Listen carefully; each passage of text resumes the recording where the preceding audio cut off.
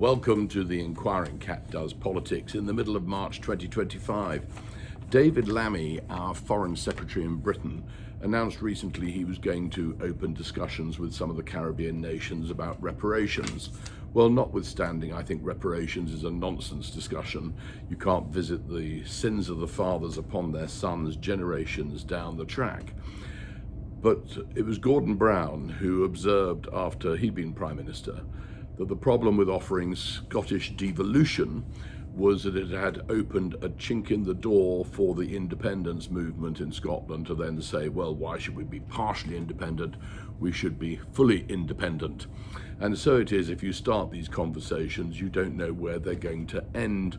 And of course, what we do know is that China does not like the fact that we have this organization called the Commonwealth, and they're very happy to see it dismantled, which is why they gave a whole load of laptops to, I think it was Barbados, where we're headed actually on this trip, and they now want to no longer have the king as head of state, and so begins the dismantling of some of the Commonwealth. But actually the Commonwealth might be more important than ever at the moment, with America's disgusting behaviour of tariffs on its best neighbour, Canada. This may be an opportunity for the Commonwealth to stand up and stand together and to help Canada out. We're short of building materials in Britain, so let's have some Canadian timber, if you please. We should help them build an LNG plant to produce liquid natural gas as soon as possible, and we could take their heavy crude and refine it ourselves until they can build their own refinery. We should not allow Donald Trump to be winning in this war, because he's frankly such a moron, it's unbelievable. You may have heard that the Republicans in Congress cheered on his announcement that he was going to be saving millions of dollars that were being spent on transgender mice, until of course it transpired this week that he wasn't talking about transgender mice at all.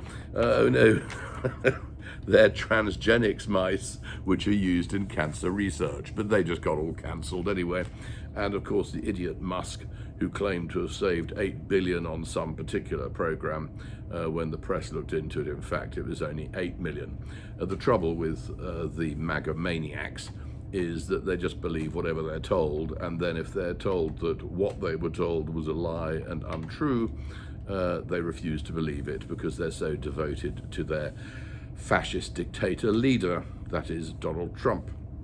So I think that the world's a bit of a mess again this week. This Saturday Rant has focused on what is happening in Canada, but we have to be so careful around the world at the moment, and the Commonwealth would be a good way of trying to strengthen our support for Canada, and indeed to demonstrate to other Commonwealth nations that were we to stick together, we can be a very powerful economic force in the headwinds of authoritarians who would like to squish us, particularly if we're small states or small countries. Now, I shouldn't let this Saturday rant end without giving some credit where credit is due. As you know, I am no fan of Keir Starmer and the Labour Party and the destruction they are wreaking upon the British economy. But what I have to say is that Starmer has really flown high in the last few days, as he's acted as the bridge between Donald Trump and Europe, with the whole Zelensky debacle and the disgraceful behaviour of J.D. Vance and the President in the Oval Office. My personal view is the whole thing was a deliberate stitch-up.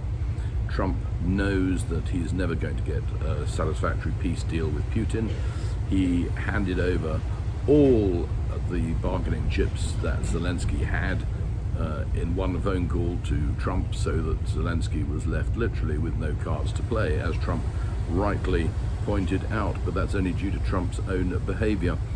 And J.D. Vance, who is the epitome of ignorance, one step away from the presidency, which is really frightening, and says that Britain is a country that doesn't allow free speech. I mean, the man is ignorant beyond belief and insulting to what are supposed to be his closest allies. And so it is that we end this week on a high note for the Labour Party, even if overall I said to say I am looking forward not to the budget announcement coming up in a few days' time to see how we're going to improve our defence spending, and are we going to do it by cutting the civil service and benefits, or are we going to do it by taxing yet more people? I suspect there'll be a mixture of both. Increasing defence spending to at least 3% of GDP is a matter of great urgency in my view, and maybe at last Europe will get together and build a common defence strategy and shared weapons systems and accelerate investment at pace, because we need to outpace the rearmament of Russia if we are to protect the Baltic states and Poland, which will clearly be in Putin's sights within the next decade. Okay, that's all for now. We'll see you next week. But we have an interesting article coming up on the channel on the Inquiring Cat Does Politics, when we'll be asking the question, could Nigel Farage be Prime Minister?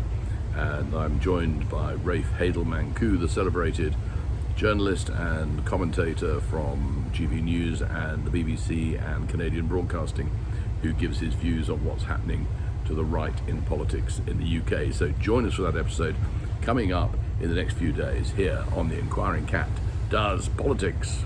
Bye-bye for now.